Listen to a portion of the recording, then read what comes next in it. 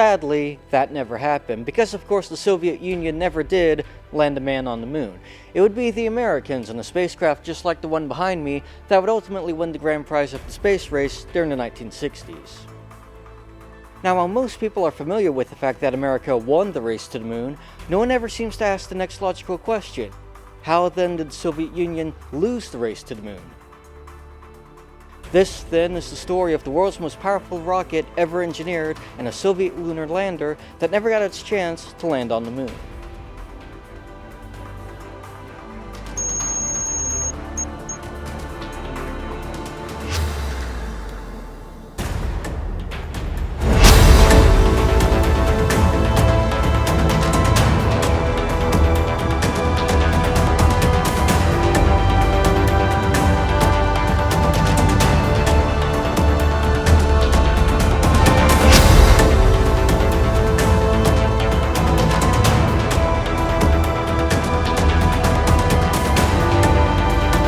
Choose to go to the moon.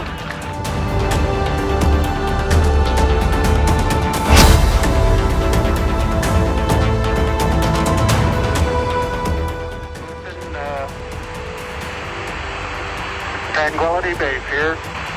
The Eagle has landed.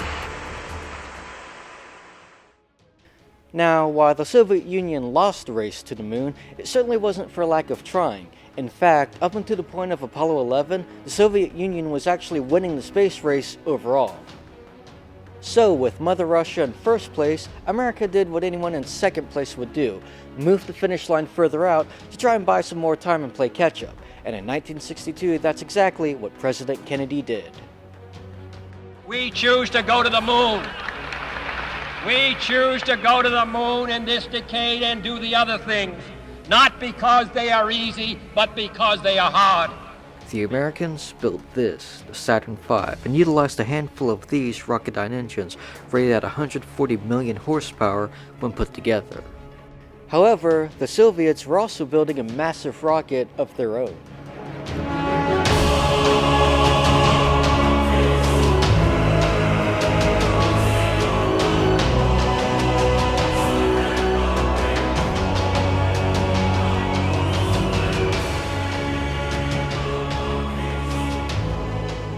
This was the Soviets' version of a moon rocket, the N-1, towering at 340 feet with 11 million pounds of thrust.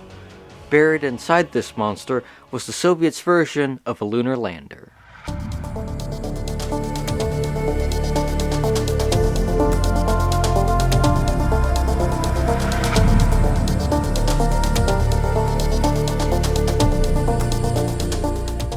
This was the Soviets' version of the lunar lander, named the LK.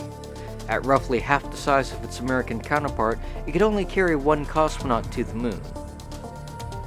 It was also less refined than the Apollo and Lunar module in a few key areas. For example, with the Apollo command module, the astronauts had a tunnel which allowed them to float internally between it and the lunar module. But on the Soviet spacecraft, the cosmonaut would have to exit the craft and do a spacewalk over to the LK and enter it externally. But fortunately for the Americans, the Soviets never did reach the moon, because they never really could get off the ground here on Earth.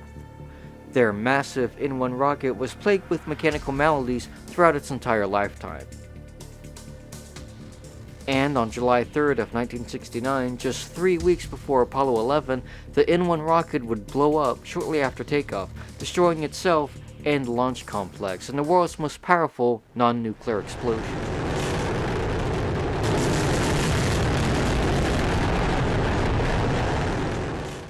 Sadly, with the launch failures of the N-1 rocket, the program was eventually cancelled. The Soviets, not wanting anyone to know of their failure, destroyed almost all the elements of the program, classified the remaining documents and files, and the entire Soviet lunar program was completely forgotten for nearly 3 decades.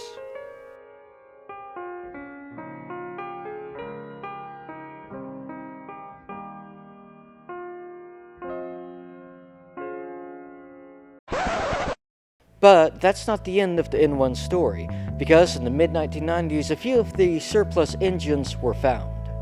So, a company called Aerojet bought several of the unused engines, and happily, the heart of the Soviets' moon program are now being utilized on the Antares rocket.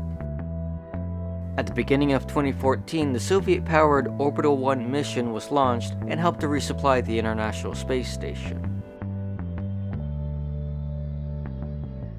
Born within the escalating times of the Cold War, the N-1 rocket and LK lander never got their chance to reach the finish line 240,000 miles away.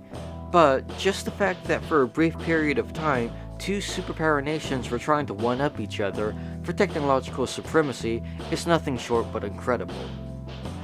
So, while the Soviet Union may have finished second in the race to the moon, what an incredible second place finish it truly was.